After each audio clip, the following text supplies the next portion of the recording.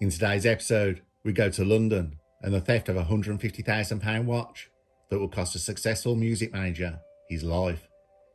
We look at the police investigation, how the robbery was set up, and who was behind it. A shocking story that will make you think twice about who you trust and where you feel safe.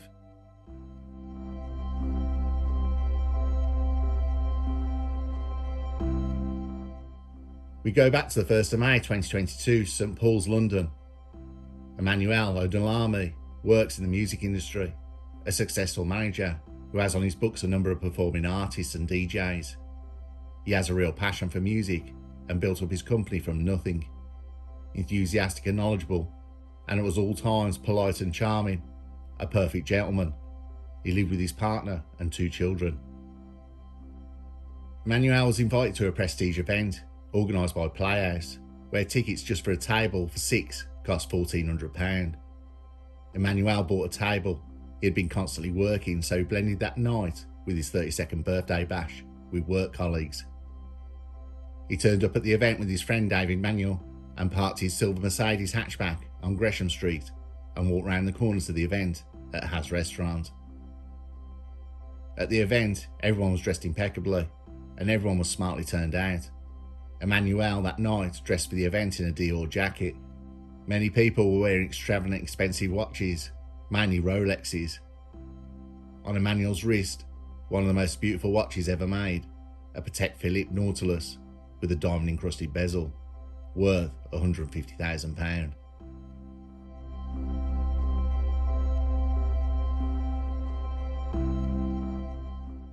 Created in 1976, the Nautilus was Patek Philippe's answer to the 1972 Audemars Piguet Royal Oak sports watch. Such was Patek Philippe's urgency to create the watch, they hired the designer of the Royal Oak, Gerald Genter. He'd drawn it in 5 minutes. The shape represents a porthole on a ship. One of the earliest ads for the Nautilus said, "It's one of the world's costliest watches, and it's made of steel." Instead of cutting costs to appeal to customers, Patek Philippe did the exact opposite and put a steep price on the watch. In 1976, the original retail price for the steel Nautilus was £3,100, when a Rolex Daytona sold for little under £1,000, and a Patek Philippe mechanical wristwatch in gold sold for £4,000. It was a risk by the company that attracted affluent customers, and the Nautilus continues to appeal to the same market today. It was one of the first watches to incorporate a stainless steel watch with an encrusted diamond bezel. That's right, a stainless steel watch with diamonds. From its very launch, its signature design has remained unchanged, though there have been many variations of the watch.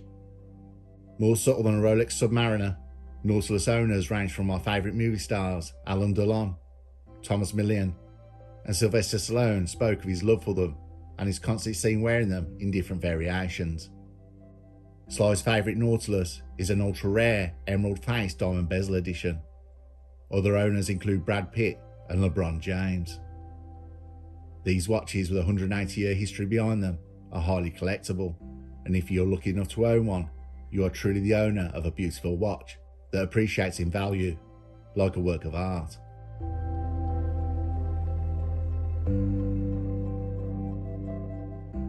At the party, Emmanuel had a great time. He stayed on for the DJ set, and the private function wound down at 11 p.m. After saying his goodbyes, Emmanuel left with his friend David Manuel at 11:20 p.m. and walked back to his Mercedes that he parked in Gresham Street, a 5-minute walk away. When he got to his car, a white Mercedes pulled up and 3 men got out. Witnesses described 3 men chase Emmanuel. One of his pursuers tried to kick at Emmanuel's ankles twice, trying to trip him. Then one caught up with him and punched Emmanuel in the chest. He hit the ground immediately. The 3 men repeatedly kicked him, and one of the men leant over and said, "Got it." Taking Emmanuel's Patek Philippe watch, they ran back to the white Mercedes and sped off. As his friend ran over to Emmanuel, he stood up. His shirt was covered in blood. Emmanuel spoke his last words, "I'm gone," and collapsed. As his friend put his jacket over Emmanuel, 2 police officers patrolling ran over. Emmanuel was gasping for air before he stopped breathing. CPR was undertaken by police officers, including an oxygen mask being placed on his face and chest compressions. London Ambulance Service arrived and Emmanuel Odolami was taken by ambulance to Royal London Hospital. He suffered a cardiac arrest from a single stab wound to the heart and was pronounced dead shortly after midnight on the 2nd of May.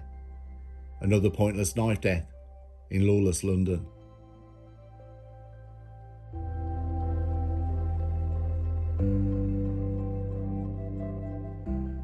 Murder Squad detectives had established the motive for the attack, the theft of the watch.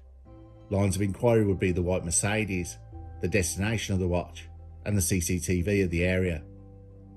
Now, high-end watches are normally stolen for two reasons. What used to happen was they was used by dealers as front money, like stolen artwork. 20 years ago, high-end watches were a nightmare for robbers to move on. They all sport serial numbers that can be traced, and no one ever wanted them. Now times have changed. There is a huge global market willing to buy stolen watches, with thieves looking for rarer watches or ones that have been discontinued, getting nearly half the retail price of the watch. So the risk versus reward. If someone in a rich part of London is sporting a £50,000 watch, it's the equivalent of £25,000 cash hanging from their wrist. With little to no street policing and police being more reactionary than preventing, you only phone police now for an insurance number, and then they keep you waiting on the line for that. High-end watch theft has become easy pickings, with visitors to London or holiday makers thinking of Big Ben, fish and chips and warm beer, not realising how lawless the capital has become, with holiday makers being wrestled to the ground for their high-end timepieces. It is fast becoming a problem like the theft of mobile phones that are covered in another video ending up in China to be stripped for parts or given a new identity. Though for watches the rewards are greater, thieves will use heavy violence, which has resulted in lives being taken and 100,000 high-end watches being stolen since 2015.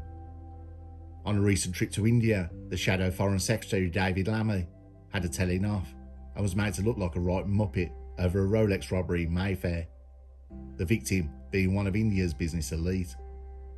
The government officials were angered by the alleged lack of response from the Met.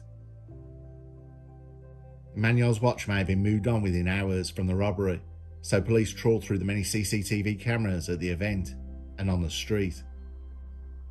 The white Mercedes had false number plates, but none of this model car or colour had been reported stolen in the last year, leading to a real chance the owner of the car was one of the group of robbers. Meanwhile, on CCTV, the white Mercedes could be seen circling the area before Emmanuel had left, meaning was they waiting for anyone to rob, or was it Emmanuel? At the event there were some big money people there, most with high-end timepieces. CCTV could show Emmanuel lying on the floor with his friend comforted him. Two security guards from the event walked over, looked at him and walked away, which was extremely odd. Police had recovered the blade used. It was discarded several streets away and found by a member of the public. It had been thrown from a car. Forensics started checking for prints. More evidence was presenting itself on CCTV at the guards through the night, and one was seen shadowing Emmanuel's group, texting on his phone and taking a video of Emmanuel, who was oblivious to the attention at his table. The two guards were identified, Kavindu Hetarachi and Antonius Kufuri, but police needed the attackers. A result was found with the wanted car. After tracking CCTV, police got a location of the white Mercedes. The suspect vehicle, a three-door white Mercedes, was registered to the mother of one of the alleged attackers, Quincy French. The registration had been doctored to display HA18POH instead of HF19FOH. The car drove past Emmanuel in Foster Lane and parked up in Noble Street. Forensics results had come through on the knife. With Emmanuel's blood was the DNA of Jordal Menzies. On CCTV, Louis Vandross was identified as one of the attackers. Having identified the true registration of French's mother's vehicle, police arrested French the following day. Menzies was arrested on the 16th of May 2022, and Vandross was arrested at Lisbon Airport in Portugal on the 10th of July 2022. Antonius Kafuri was arrested for perverting the course of justice for trying to lessen, in his statement, the role Govindu Hettiarachchi had. Police had established a series of events. Govindu Hettiarachchi was security at the event dinner. After spotting Emmanuel's Nautilus watch, he texted his accomplices a video and location to rob Emmanuel at the timepiece, where Emmanuel was chased down and robbed and murdered by the group. The watch has never been recovered.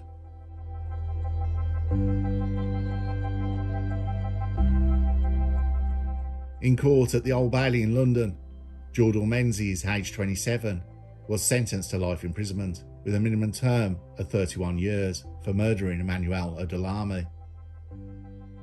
Menzies was also sentenced to 8 years for robbery to run concurrently. He had 15 convictions for 22 offences, a prolific robber. Quincy French, aged 28, was sentenced to 15 years in prison for manslaughter and 7 years and 4 months for robbery to run concurrently. Louis Vandross, aged 28, was sentenced to 15 years in prison for manslaughter and 7 years and 4 months for robbery to run concurrently. Govindu Hettiarachchi, the security guard, aged 31, was sentenced to 13 years in prison for manslaughter and 10 years for robbery to run concurrently. Antonius Kafuri, aged 23, was found guilty on the 18th of April 2023 of perverting the course of justice and subsequently received an 18-month custodial sentence. Kafuri had provided a false statement to police, deliberately advising there were only 4 members of the security on duty that night, where in fact there was 5. The 5th member being Hettiarachchi. Kafuri also attempted to influence the evidence provided by another member of the security team. The family of Emmanuel Odolami spoke in court of their heartbreaking loss. Emmanuel's fiancée spoke in court. "You robbed Emmanuel's parents of getting to their golden years and knowing their son is safe and well. You robbed all of us of a good friend and of really feeling joy. You've robbed our own families and left a trail of broken homes. My happiness was seeing Emmanuel and our children together. I will never in my life experience this again. He was taken and we will forever be mourning his physical loss for the rest of our lives."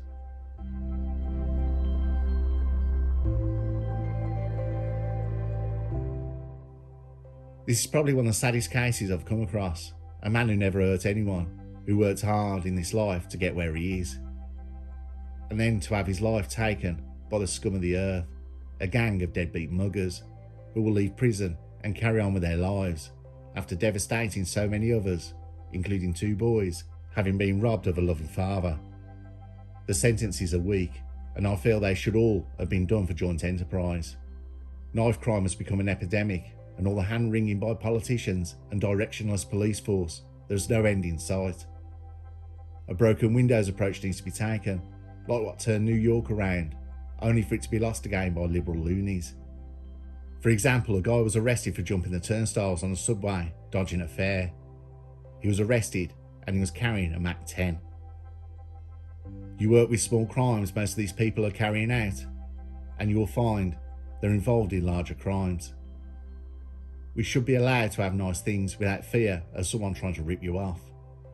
But here is something for the muggers to contemplate with their combined 74-year sentence. Emmanuel's watch, the Patek Philippe Nautilus that was stolen and never recovered, was a fake. A knockoff, a phony. They had taken a man's life for literally nothing.